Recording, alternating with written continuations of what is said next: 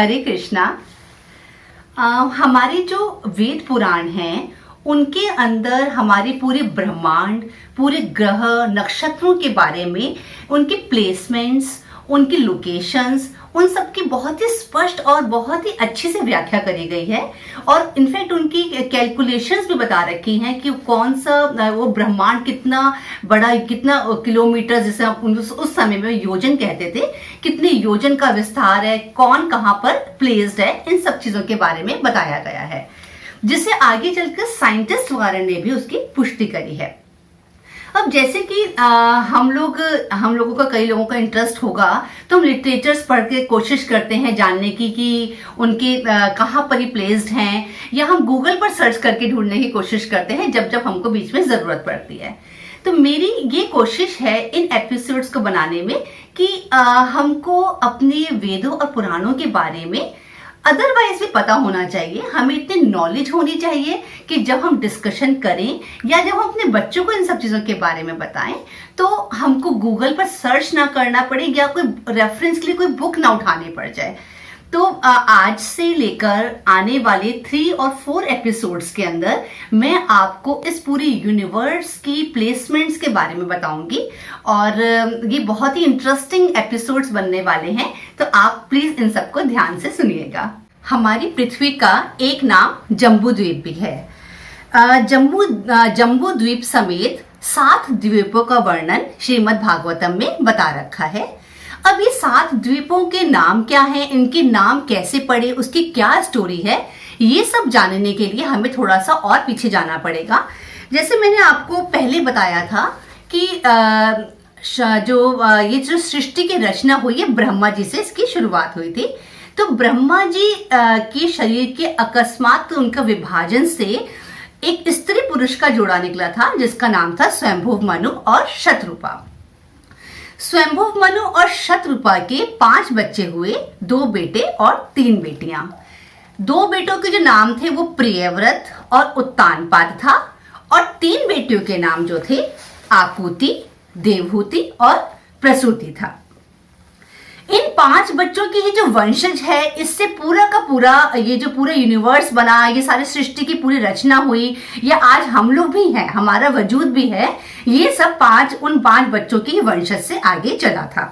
तो आज मैं आपको जब इन द्वीपों के बारे में बता रही हूं, तो आज उन द्वीपों से रिलेटेड जो फर्स्ट उनका जो बच्चा था, जो इसका नाम प्रियव्रत था, आज मैं आपको उसके बारे में बताऊंगी। प्रियव्रत भगवान के बहुत बड़े भक्त थे और ब्रह्मा जी ने उन्हें कहा था कि उनको विवाह करके सृष्टि की बढ़ोतरी करनी चाहिए। तो प्रियव्रत ने 2 विवाह करे। एक विवाह से उनके 3 पुत्र हुए, जिनके नाम थे उत्तम, तामस और रैवत। ये उत्तम, तामस और रैवत जो है, इनके बारे में अभी हम साइड में रखते हैं, इनके बारे में मैं आपको समय आने पर बताऊंगी। प्रियव्रत की दूसरी पत्नी का नाम था बर्हिष्मति। बर्हिष्मति से प्रियव्रत के 10 पुत्र और 1 पुत्री हुई। पहले अब एक पुत्र के बारे में बात कर लेते हैं। जो एक पुत्री थी उसका नाम था उर्जवती। उर्जवती उस बेटी का नाम था, और इस उर्जवती पुत्री का विवाह उन्होंने शुक्राचार्य से करवाया था। बाकी जो 10 पुत्र थे, 10 पुत्रों में से 3 पुत्र जो थे उन्होंने संन्यास ले लिया था, और अब आई बाकी 7 पुत्रों की बात।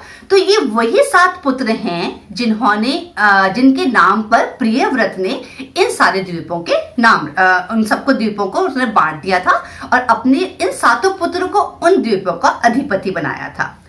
तो और एक चीज मैं और बताना चाहती हूँ कि ये जो 7 द्वीप हैं, इन 7 द्वीपों के बाद, इन 7 द्वीपों के बाद जो लास्ट में जो आता है वो हमारा श्री हरि भगवान का लोकालोक पर्वत आता है, जिसको हम लोकालोक पर्वत बोलते हैं। वो आता है जहां पर श्री हरि विराजमान होते हैं। जो ये 7 बच्चे थे, इन 7 बच्चों के में जो सबसे बड़ा बच्चा था, जो बेटा था उसका प्रियव्रत का, उसका नाम था आग्नेध्र। तो जो हमारा जम्बू द्वीप है, वो जम्बू द्वीप प्रियव्रत ने अपने सबसे बड़े पुत्र आग्नेध्र को दिया था। तो आइए मैं आपको अब उन सब सारे द्वीपों के बारे में बताती हूँ। ये सारे द्वीप मैंने यहाँ पर पूरा ड्रॉ करा है आपके लिए, और ये एक रफ डायग्राम है, एक रफ ली मैंने इसको इमेजिन करके कि इस तरीके से हमको कोई चीज समझ आ सकती है। तो जैसे इसके बारे में आपको मैं थोड़ा सा यहाँ बताना चाहती हूँ। उससे पहले आपको मैं यहाँ पर थोड़ा सा बताना चाहूंगी कि ये जो प्रियव्रत जो राजा था, प्रियव्रत को ये 7 द्वीप बनाने की कैसे जरूरत पड़ी और उसने क्यों बनाया 7 द्वीप।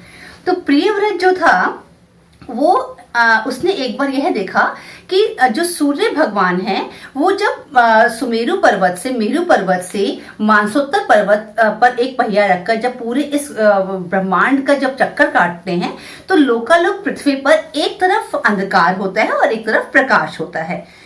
तो इस बात को देखने के लिए प्रियव्रत ने भी एक दूसरे सूर्य के समान अपने रथ पर सवार होकर सूर्य के पीछे पीछे उसने इस पृथ्वी के चारों तरफ उसने 7 चक्कर काटे, जिसके उसके 7 चक्कर काटने से 7 लकीरें बनी। जो 7 लकीरें बनी तो एक उसमें 7 द्वीप बन गए और 7 समुद्र बन गए। और उसने फिर इन्हीं अपने जो द्वीपों को उसने अपने बच्चों को इनका अधिपति बनाया था। और जो पहला द्वीप जो पहला बना था, जो पहला जो बीच का, ये पूरा भुवन कोश है, एक तरह से देखा जाए तो ये पूरा भुवन कोश है। और भुवन कोश के जो बीच का जो हिस्सा है ये जम्बू द्वीप नाम से है और इस जम्बू द्वीप के बीच में ही मेरु पर्वत है। ये जम्बू द्वीप उसने अपने बेटे अग्निध्र को दिया था। उसके पहला बेटा जो था 7 बेटों में से उसका नाम था अग्निध्र और राजा अग्निध्र को उसने जम्बू द्वीप का अधिपति बनाया था।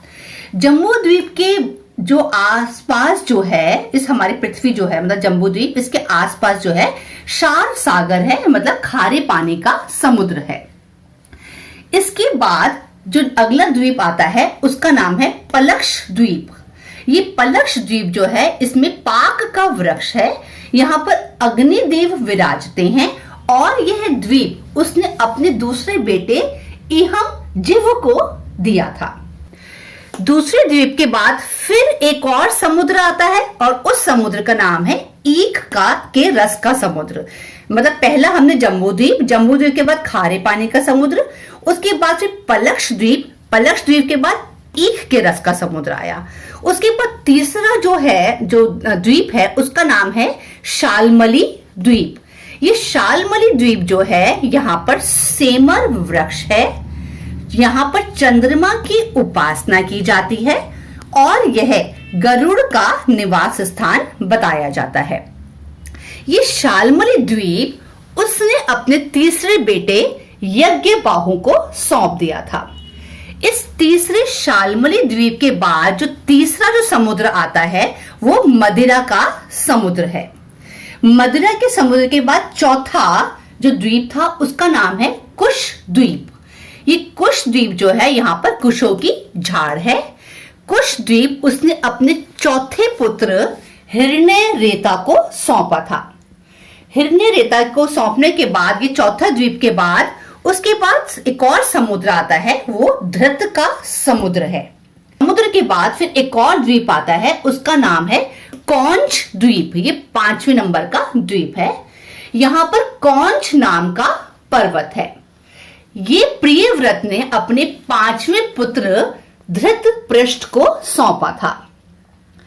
5वें द्वीप के बाद जो 5वां समुद्र आता है वो है दूध का समुद्र। इस समुद्र के बाद फिर जो आता है, फिर छठा द्वीप आता है जिसका नाम है शाक द्वीप। शाक द्वीप का यहाँ पर शाक नाम का वृक्ष है। शाक द्वीप उसने अपने छठे पुत्र मेघातिथि को सौंपा था, मेघातिथि को।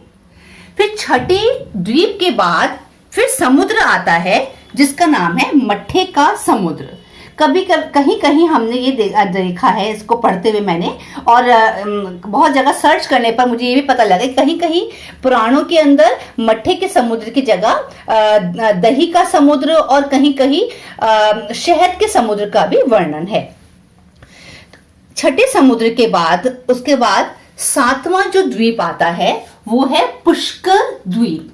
ये पुष्कर द्वीप जो है ये स्वर्णमय कमल के समान है, स्वर्णमय कमल के समान है और यहाँ पर ये ब्रह्मा जी का आसन माना जाता है। यहाँ पर लिखा है मैंने, ब्रह्मा जी का ये आसन माना जाता है और इस पुष्कर द्वीप के ऊपर ही मानसोत्तर पर्वत है जो 10,000 योजन ऊंचा है।